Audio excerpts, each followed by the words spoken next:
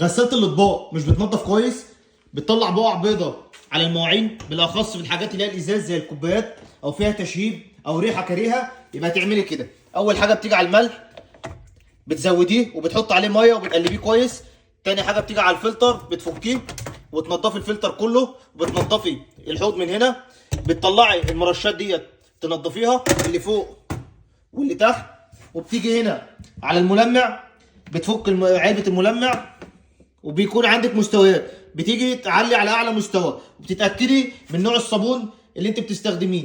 ولو الغساله لسه جديده وبتعمل معاكي كده، يبقى عايزه تظبط ضبط عسر الماء.